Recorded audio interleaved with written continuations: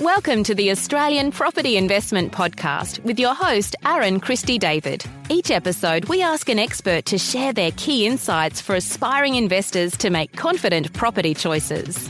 G'day everyone, it's Aaron-Christie David and I'm your host for the Australian Property Investment Podcast, where each episode we kind of bring in a best-in-breed expert in their industry to kind of get inside their head and ask all of the frequently asked questions that our clients have. This podcast was set up to help property investors make better quality decisions. And a big part of making quality decisions is knowing what happens from a tax and accounting perspective. And today, we continue our chat with Munzurul Khan. Munzurul is the principal at Keshab Chartered Accountants. Munzurul is a property investor himself. He is the accountant to the team at Smart Property Investment as well. And if anyone is going to answer any questions what happens from a tax and accounting perspective with property, it's Munzurul. Munzurul, thank you very much for joining us for round two. My absolute privilege. Thank you. Thank you for inviting. Beautiful, mate. The questions that I want to ask of are the ones that come out with investors. And when we see investors start to, grow in their confidence, for example, growing in confidence, but then sometimes it grows in complexity as well. And what I mean by that is maybe they bought the first property, it's in their individual name, that's done well, we're going to draw some equity out, and maybe they're looking to buy possibly interstate. And now they're going, should I buy that property in a company structure? Should I buy that through a trust? Should I buy that through my self-managed super fund, for example? And suddenly we're just going down what started as just buying another property has now become not overly complex, but it's just taken a turn. It's going, is this distracting, or is this actually going to help you get to your ambitions of buying that next investment property? So I guess I want to dig deeper and go, when do those structures actually become helpful? And from your experience, when have they actually become more of a distraction, or complexity becomes the enemy, for example, as well? Beautiful. Absolutely brilliant question. Look, the answer to that question in my mind is that when we speak about a structure, right? So we start with the most simple, and we sort of say buying it on individual name. Yep. Then we sort of say that we buy on joint name, whether it's a joint tenancy or tenancy in common. Yep. Then we sort of say, well, we can go to the next level of the ladder, so to speak. So do we buy on trust? I hear that all the time. Do we buy on a corporate entity? Do we buy on a self-managed super fund? Should there be a special purpose vehicle? Is there a unit trust? Why do we hear about the unit trust? How about the partnership Munzurul? So you include absolutely everything, right? So all those sort of complexities that I sort of hear that on a day in, day out basis. Yeah. I think very often to me is a complex question is that once we break it down and understand what are the aspects positive or negative of each step as such, then what we try to do is that we sort of say that, okay, so if these are positive, these are negative, which are the ones which sort of seems to be more aligned to where I am at the moment in terms of my investment journey, as well as where I would like to see myself in medium to longer period of time in terms of my goals and objectives, right? So we break it down. So if you buy it on an individual name, is that the individual is more simple, right? So you buy the individual, there is no setup cost, there is almost no running cost as such. You get land tax threshold, you've got negative gearing, so lots of benefit. Individual also comes in with its cost in the sense that there is arguably no asset protection, right? So if anything goes wrong, that you are sort of there in terms of the asset protection side of it. So that's probably is a negative. There's not so much of a tax planning on individual as well, because when you sell that property that you bought for 500 grand 12 years ago, and now you're selling it for $1 million, is that entire 500 grand capital gain goes to yourself. Then we look forward and we sort of say, well, can we buy it on a joint name? I hear that all the time. From my financing point of view, I need to buy it on a joint name. Yes. Do we really need this on a joint name as a title, or is it just on the loan that we need joint name, right? So I hear that all the time. Then we sort of hear that, well, Munzurul, we hear so much about the trust. Trust gives you the asset protection, which it does. Trust gives you the tax planning, which it does, discretionary trust, because once you sell it and you make that 500 grand profit, on that example, it can be distributed in a very widespread way, as opposed to everything to yourself. But on the contrary to that is that trust has got his land tax that no threshold in New South Wales, and some of the other state has got a lower level of threshold. You look into the corporate entity, you sort of say there is no 50% discount. You look into the super fund and you sort of say, wow, that's a complete different field. Yes. So much complexity. And the question comes in is that, which complexity why we do? I agree with you that we don't make things complex for the argument of it, right? Yeah. My personal view is that whether one sort of starts as nice and simple, buy it on individual name, couple of properties, utilize your land tax threshold, utilize your tax benefits as much as one can do.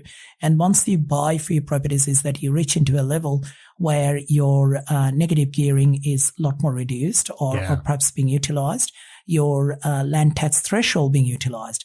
That's the time that you sort of say some of the negatives of a trust is not there anymore. And perhaps we look into some of those positive, and maybe that is the time to go into it. So in my personal circumstances, as an example, I sort of play with the rule of thumb saying about 4 to 6 properties, whether it is on individual name, then one looks into the trust. However, the complexity that you brought in, that if it reaches at a level that from a funding point of view that we struggle to get the fund in a particular level of a structure, then you sort of say that, well, you don't want it to be a fallacy in the sense that we can have all the sophistication of the structure, but if the bank is not giving us the loan to a level that we are after, then we can't buy it in the first place. And that's where we sometimes say complexity is the enemy. Keep going to you maybe run out of borrowing capacity to look at other ways to be maybe more creative. And then depending on your circumstances, if it's tax minimization, if it's tax effectiveness, land tax that you're trying to avoid, for example, sometimes they're the cost of doing business as well when you're investing in properties interstate as well, isn't it? Absolutely, mate, and absolutely. Excellent. Any tips and tricks on land tax that you've encountered? Land tax is a state tax. Right. And what that means is that each state has different land tax threshold, and each state has different land tax rules. Each structure has got a different land tax rule, as an example. So New South Wales is that your threshold is about 734 and anything about 734,000, and it changes every year. 734,000 you pay land tax in individual name. In trust, there is no threshold. Queensland, as an example, that you've got up to 600,000 as a land tax threshold. In trust, you've got about 350. In Victoria, you've got 250,000 on individual name, and on a trust, you pay land tax over 25 grand. And if you look into Western Australia, I think it's about 300 or so thousand, and then you sort of pay the land tax. So that's each state its threshold, right? So first tip, I suppose, is the knowledge and knowing where you stand with the land tax side of it. That's number one. And number two is not to make some of the common errors. So what are the common errors? So a common error at times what people do is that investors buy on joint name. So husband and wife is that, well, I need the finance. So from finance perspective is that we need to be on sort of both name. And naturally that flows through to some extent is saying that, well, we'll buy the property on joint name as well. If the property, so you're saying be on the loan together and be on the title together is kind of what you're alluding to? If that is what they do, that's right. If that is what they do, that husband and wife both on the loan and they're both on the title, then from a land tax perspective, what they say in New South Wales is that rather than having individual of 734 as a threshold, they've got a combined threshold of one lot of 734. So mum and dad, as an example, is that rather than having 2 lots of 734, they only get 1 lot of 734 if it is being combined purchase. Whether it is a 50-50 ownership or whether it is a 90-10, 99-1, either way. So a common tip that I always sort of say that unless there is a very strong practical reason, do not buy it on a joint name. The loan, you can do it on a joint name. If that is what is needed, that is what's required, you do it on joint name, do the guarantee, do what needs to be done on the loan side of it, right? But from a purchase side of it, buy it on his name, buy it on her name, as opposed to joining it together. Number one. Number two is that if you are buying it on a trust, knowing that yes, land tax is a lot more disadvantaged on the trust, is that be aware of it, right? And take that into account. Number three is that very often is that people look into interstate, and by doing it as an interstate is that you've got multiple level of threshold, so to speak. The other thing what people do at times is that they sort of say, well, as a sophisticated investor who's got multiple trust as an example, is that each trust gets a $355,000 threshold. So while it is not as high in Queensland of say 600 as such, is you still get 350, and if you have multiple trust, you've got multiple level of threshold. Now, everything needs to be put together into one context of both the land tax, tax planning, asset protection, as well as getting the loan, but also the commerciality of it. And what that means is that I probably would not just set up a multiple trust purely because that I get a different level of land tax threshold, because there is a setup cost and there is a running cost attached to it. and what's the cost of those setup and running compared to a little bit of the land tax that I'm saving. So I suppose the answer is that in a long way is that it's about being informed, and it's about making a decision, knowing loud and clear that these are my parameters, and within that set of parameters, what is my best option. Excellent. Thank you very much, mate. It's, and that's why you're the expert in this field. Mate, a common mistake that I often see, and this sometimes relates to the primary place of residence, for example, right? People don't want to have a mortgage, so they pay down their mortgage, for example, or they go in for the settlement and they pay a huge chunk of their deposit down onto the purchase. But then they want to turn turn their current home into an investment property and then go and buy their next home. Okay.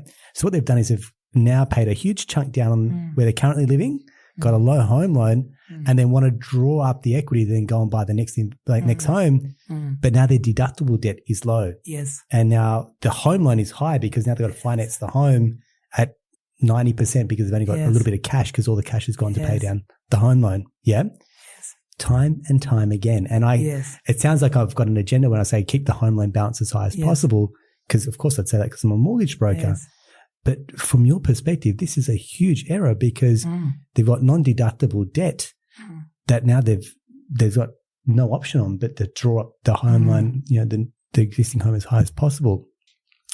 I hope I've explained that clearly. Yes, you did. But you're nodding your head. Yes. So can you talk us through that from your perspective, why this is potentially a blunder if they know they're not going to be in that home as a forever home, they're always going to step out of it, for example? Yes.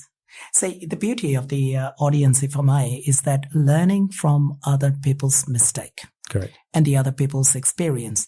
And the reason I was nodding and the reason I was smiling and giggling a little bit, because that is unfortunately exactly what I've done in my life all the way back in 1999. Now, I didn't know any of the sophisticated things. In 1999, I bought my first home. My sort of the general view is that what do? You buy your home, you pay it off, That's right? Exactly what was Why would you not do that? Yeah. So we diligently saved every single cent and penny, and we absolutely paid off the whole mortgage of the home. Nice. Well, you know what? The family expands, right? Correct. So you get your kids and you get multiple kids, right? And you need a little bit of a bigger home. Good. And you need a bigger home. And then you sort of say, okay, so we need to go to a new home. Then you say, bugger, I just paid off this whole mortgage. And there is no deductible mortgage in there. We're buying this sort of a bigger home in there. And for us to buy this bigger home, all of a sudden we got about 80-90% mortgage. As such, you are absolutely right. And I sort of look back and I say that, well, that's an error that I made, right? So I suppose what's the tips from the audience perspective is that the way if I had a second chance, if I were to do it again, the way I would have done is that in my initial loan, I had 80% as the LVR. I would have gone back and I say, Aaron, can I please have this offset account and leave every single cent and penny into the offset account, right? If I really want to pay it down, I would have still paid as a P&I, but I'll leave that principal component in the offset account. It's the self-discipline, right? And by doing it, that self-discipline, you've got all of those cash which are sitting in there.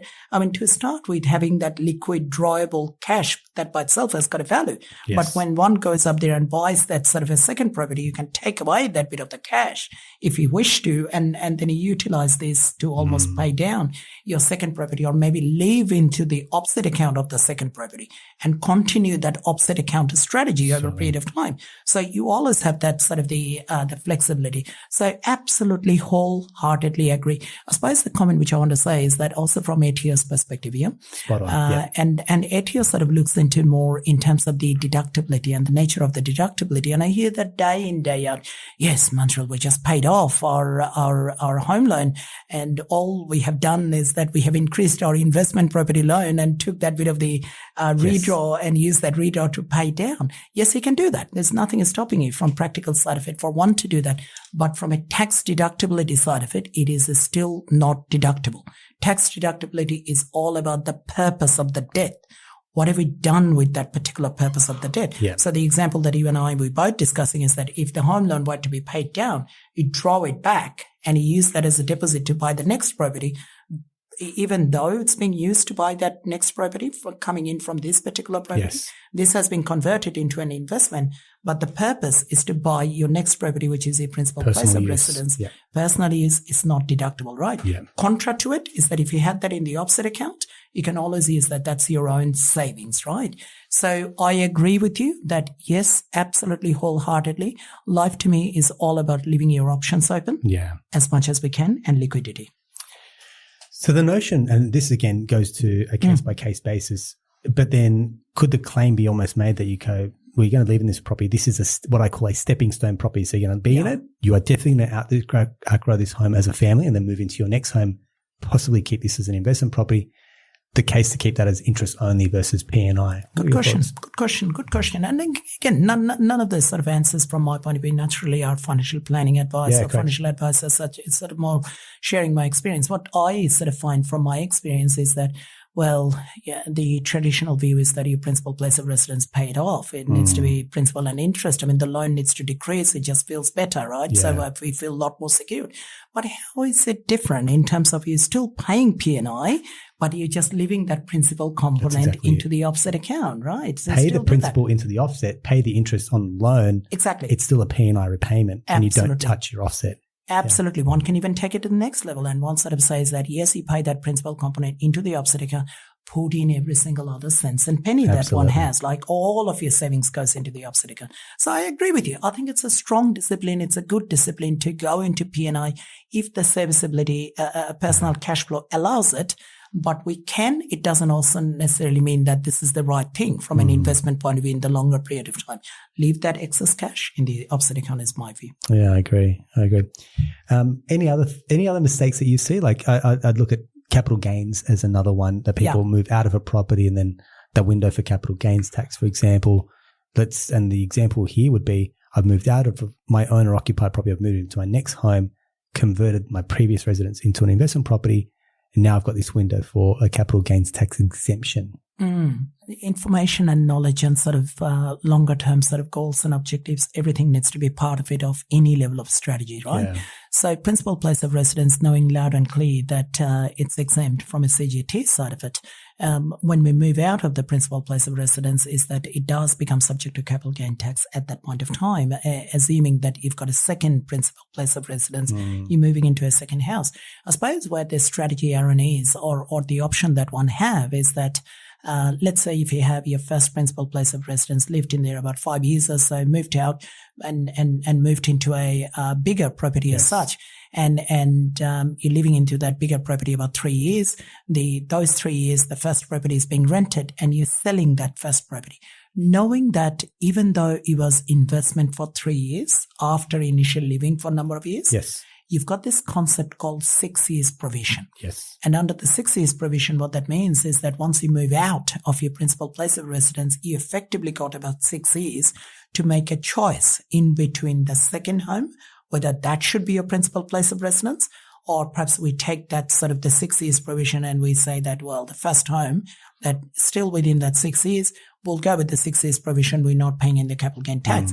Where the error comes in is that very often is I suppose the cost in between the short term and the longer term. Yeah. And sometimes saving those 3 years of capital gain tax in longer period of time may cost us a lot more purely because the new house that you're living, it could be one of those beautiful houses, great location, that your growth is so much more. And the trick is that while you use those 3 years on that example of the exemption of the first place, is that those exact 3 years on the second property, when you do sell it, you have to pay capital gain tax. There you go. Because the golden rule is that you can only have one principal place of residence at a point of time. So I suppose the maths that one needs to do, to some extent, the predictive math is that where do I see higher level of growth over a period of time?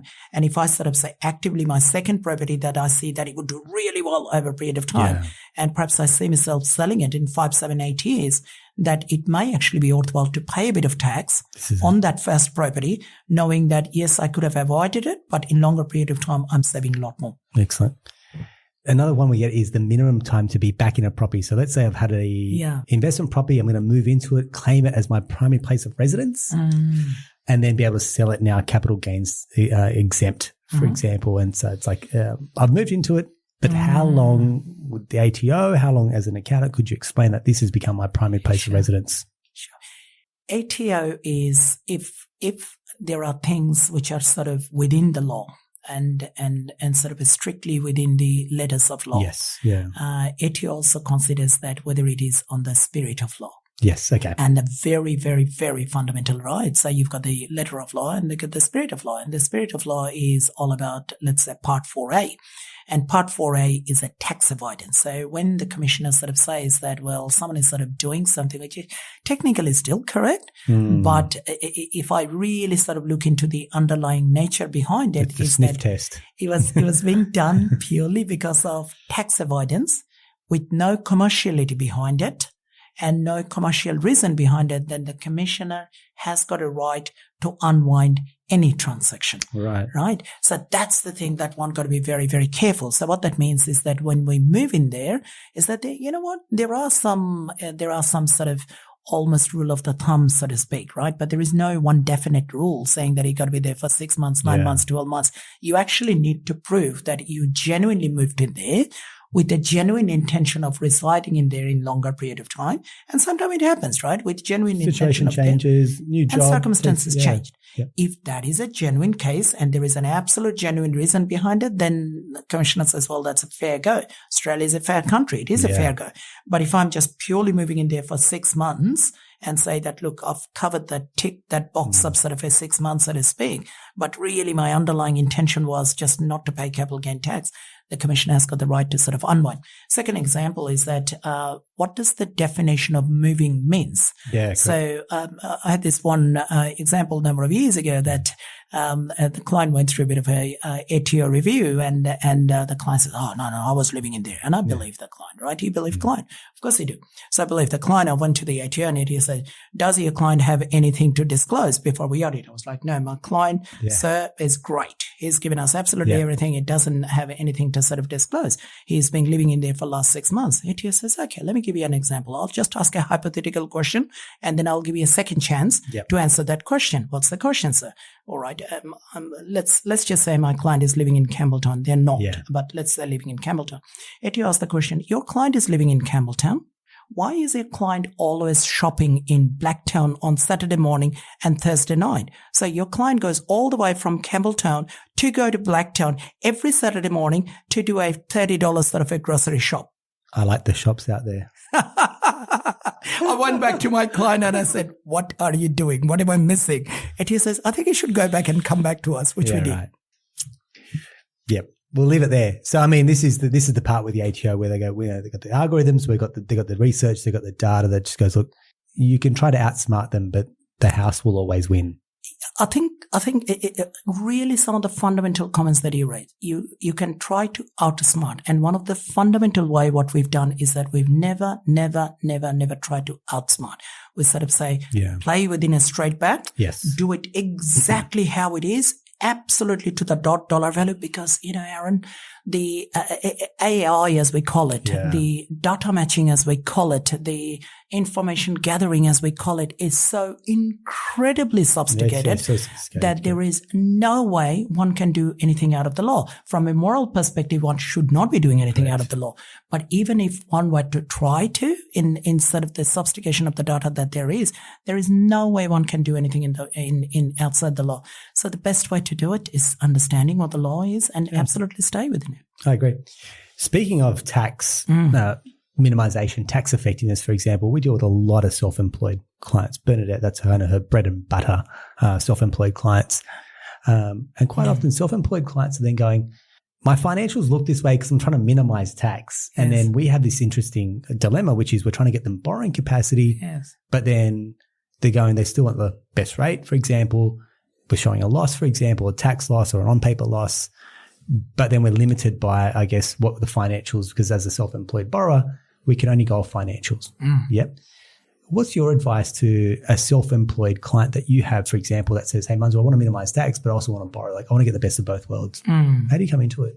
I think very often the best way to resolve any level of matter is to have the right team beside you. And first thing which I'll say is that in an ideal world is that if your accountant speaks to your mortgage broker and your mortgage broker speaks to an accountant, and they both speak to each other with sort of your intention in mind, that is arguably the best way to do it. It is absolutely the best relationship, isn't it? Absolutely. Yeah. And where it is that let's say that this is middle of June now. So we've got all this tax planning side of it. So if I use one of my clients as an example, the client has a choice saying that, okay, I can go up there and I can do this investment number 1, investment number 2 in our business. That means I can spend this, I can spend this, I can spend this.